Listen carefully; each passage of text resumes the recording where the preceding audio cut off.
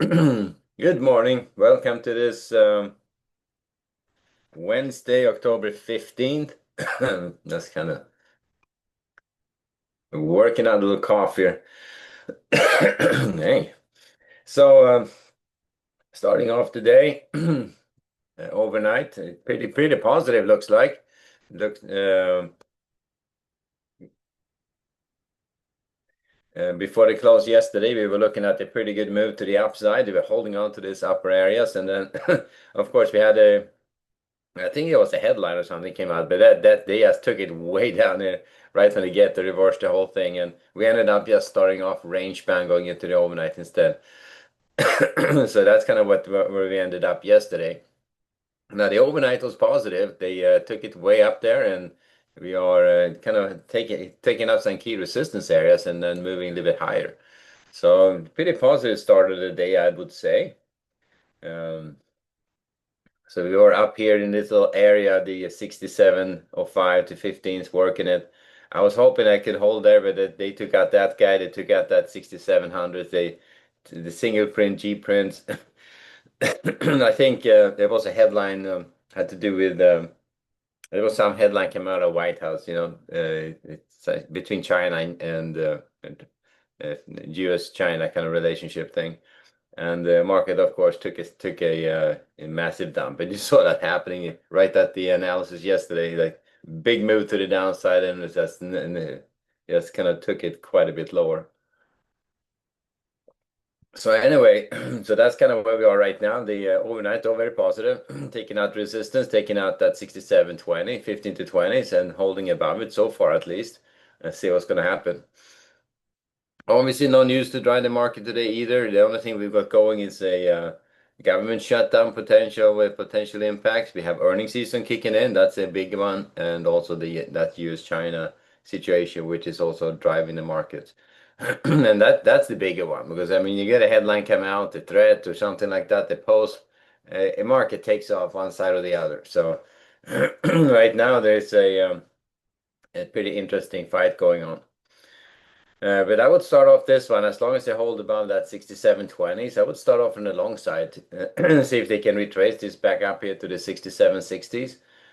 So the crazy stuff here is it feels like it's over. It doesn't need to be. I mean, we can start off like this to the upside, and then the headline comes out, and we'll find ourselves right back down again. So very volatile situation we are in right now. But overall, as soon as that volatility goes away, there's a net buying going on. There's a net positive feeling across the board, and every dip is getting bought. That's kind of what's happening. So the big dips like this are just big buying opportunities. That's why they snap back so fast. So starting off from the long side of the market, looking to buy weakness at this point against that 6720s, the 6710s, rotations back up. And I would think below that 6710, I'll take off the long bias and go back range bound. So pretty aggressive on shifting that bias to get started. So looking to buy again 6720, 6710, 5 to 10 here. And if both of them comes out, taking off the long bias, still looking to buy against support 6700, 6685, going lower until we start taking out that 6650. If that comes out 6650 down to that 30s, that's when we had to start worrying about the short side in a much bigger way. So that's kind of how we get started this morning. Uh, Here's your 6650s. We spent some time there yesterday before the overnight, in the yesterday's overnight. So below 6650, I'm going to start thinking short side of the market a little bit more aggressively. Below 6630, we are heading lower, right? So that starts happening. So if they start heading all the way down here to that 66, here's your 50s, here's your 35s, here's your 20s. So when these two support areas comes out, that's when things are going to start going sideways a lot sideways. It's going to start heading lower in a big way. So that's where we are. They can certainly see probes if they have a headline come out, running it down to these areas. It could certainly happen, but I would just be staying out of the market if that happens, if the big headline comes out, because it's going to be pretty volatile and it's going to be swinging back and forth pretty violently. So That's just for your information. But to get started, leaning towards the long side, looking to buy weakness at the 20s and at the 10s for rotations up. Below 10s, taking off the long bias. Below 66.50, that's when you have to start worrying about the short side. But I'm thinking that we may see a bit of a retracement trade start developing here, start heading back up again, closing out the single prims. Not going to be looking for short setups until we get maybe up to the 67.60s and that 67.80s. So these two resistance there could be something here in the middle as well, but one good resistance there is going to be right here at the 67.60s. One's going to be here at the 67.80s.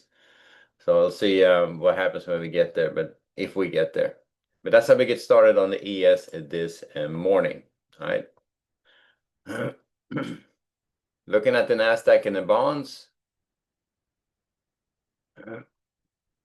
Bond market has been up here above the 118s, still holding above it. We'll see. As long as they hold above it, we have a good shot at potentially moving higher. But I'm thinking that if the flight to safety, the initial fear factor is over, we may find ourselves just building value. We have that volume edge. So as long as they hold above this volume edge, also the higher this distribution, we have a shot at potential at moving this higher. So I would start off on the long side, looking to buy weakness against 118.12, 118.06 down to the 118s, rotations back up. And below 118s, we are solidly back in this lower range again. So that's the way I'm looking at it. So 118 is right, this three-letter edge up here. So I'm going to buy early weakness on the bonds. Not going to be very aggressive on the short side of the bonds. They could be short up here against the 118.16 and 118.24. As I said, not going to be very aggressive on those at all. If you get a nice retest failure up here at the 118.24, that would be something to potentially consider, but no need to be aggressive on that at this point. So that's how we get started on the bond. Let's see if they can if they're going to hold on to this. If the flight to safety kind of goes away and you start seeing the market rally and things seems to be under control again, chances are bond's going to trade down below 118 again. NASDAQ. Also back up here, not quite breaking out just yet, but it's not had quite started retracing the single prims, but they're right here at that nice reverse retest at the 24,990 to 25,000. So this area right now they're in 24,980s, 25,030s. So this is your 25,000 test, two edges. Both of them comes out. I think we are right back up in this upper range again. So NASDAQ is at the key resistance area. If that comes out, I think NASDAQ is going to be right back up here in this upper level. So that's going to be a something to watch. The AI trade primarily on the NASDAQ has been nothing but spectacular. So it's time to check out what the pricings are on those right now. Everything is in the green right now. So overall, a positive overnight. And let's see how that shakes out. But pretty freaking good stuff going on the AI trade right now. And that's across the board. That's on the energy side, the chip side, the software side, the hyperscaler side. All those guys are getting bought. Now, so in it to get started, they're going to buy against the support 980s, 950s, 920s, 870s for rotations up. Below that London low at the 870s, taking off the long bias, going back range bound. So if they can take out resistance, they start backing down below that 870, we're going to be right back in this lower range again. So then we are back in this lower range again, right? So giving it a little bit of room, but down here at the where are we at? Here at the 870s, that's when you're pretty much heading backing off this edge a little bit too much for us to keep our long bias going. So I'm going to buy against that 980s, 940s, 920s down to the 870s for rotations up again. On the short side, it already took out the 980s. So the last one would be the 25,030s. If that comes out, I'm going to be back on the long side and see how far they can take it. But it feels very much like they're trying to take it out right now as I'm talking. And trading up here. So watch that upper level. That could be turning this whole thing around for the trading day. All right, so you see a little rally going on there. That's a little rally to the upside. Looking at our oil and gold, and here back to my messy screen, full of stuff on it. I had to go buy a new screen. I hadn't had time to do it. All right, so oil is slowly drifting back up again. They have taken out that 59 level, so that kind of they're slowly drifting back up again. But I would look to sell strength as well on oil to get started. But I would look for strength right now and see if they if that's gonna since they took out this resistance area at the 59s or 58.90 to 59s. Looking for a little bit more strength, see if you can run it up and retest this edge here at the 60s. So looking for shorts against those levels, but on the way up, it with a bit of caution. So looking for shorts against 59.20, 59.50, 59.75, 60s for rotations down, and then we'll see if they if they are going to be able to take out 60. Now to take out 60, we can be back up again. So let me see if I find my oil F1 here. There it is. Here's the F1 on oil. And you can see if they start trading above 60, we're getting back to reverse retesting that ledge, that little volume edge, and that could take us right back up in this upper range again. I'm thinking that that's chances are we're going to see maybe some rotations to the upside, but net we're going to be heading lower on oil. That would be my expectation. And the reason for that is really just the risk premium coming off on oil at in the Middle East. The Middle East is the Middle East. I mean, that can blow up pretty easily again. I mean, right now everything seems to be fine, but we'll see if everything holds up. But it is a notoriously volatile area. But so far, risk premium on oil seems to be coming off. The bigger picture is coming down. So that's on oil. And if they start heading lower, looking to buy against that 58.90, 58.50s, 58, 57.75. All of these a little bit of caution since we had been on a trajectory to the downside. But right now, if they trade below that 58.90s, start looking at these support areas, I would look to buy those with a little bit of caution. Because at that point, I think we may be primed to head down to retest these lows, but they are definitely potential buying opportunities for rotations back up again. It just depends on how strong this downwards move is, but it's not like a convincing, like flat out collapse of oil. They're trading it lower in a pretty organized fashion. Gold melting up. All right, so that's melting up.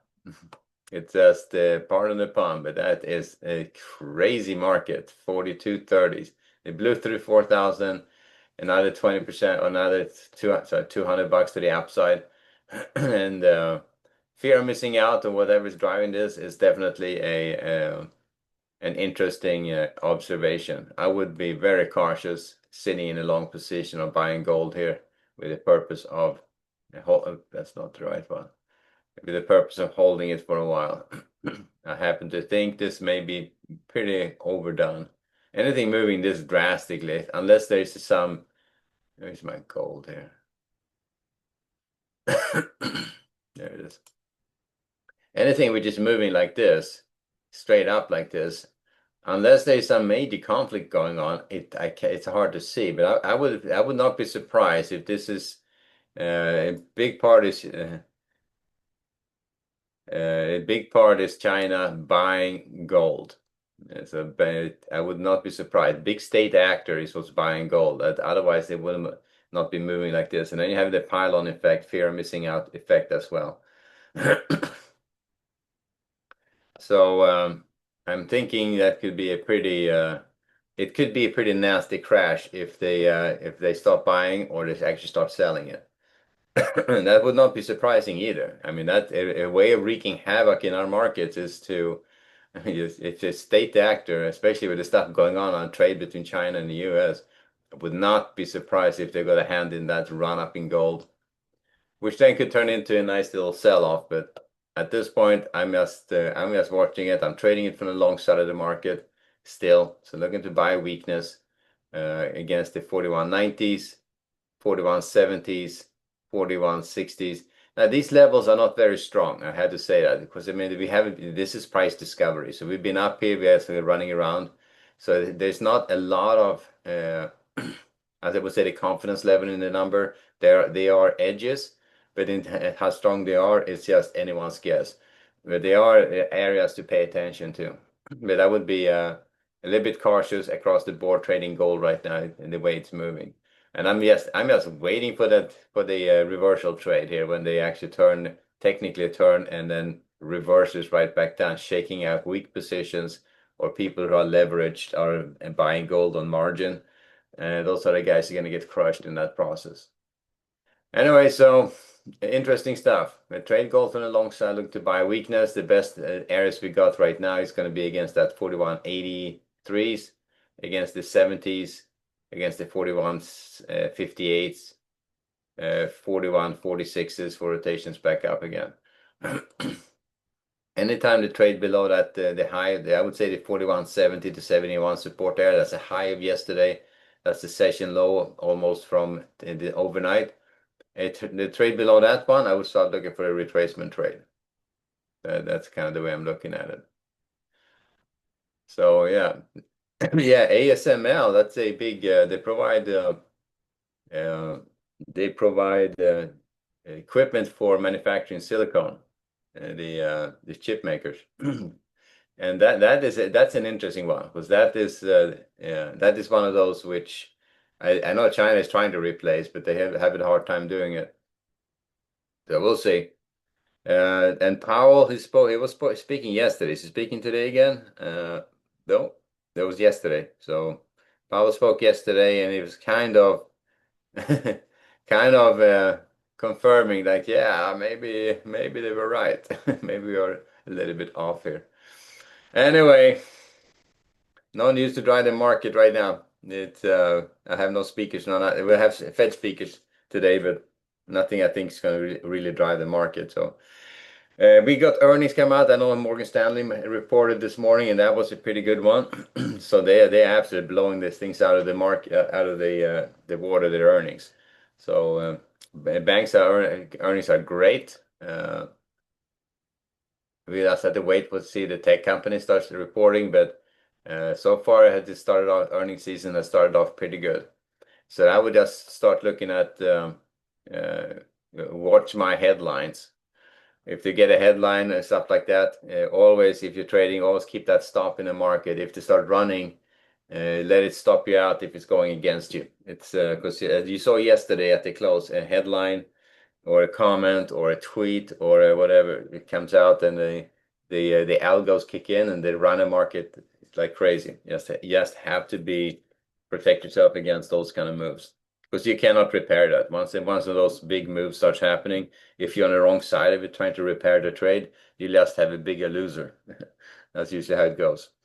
Anyway, we'll leave it there. So good trading, guys, and I will see you back at 11:30 for the next update. Let's see how exciting this day is going to get. All right, guys. Later.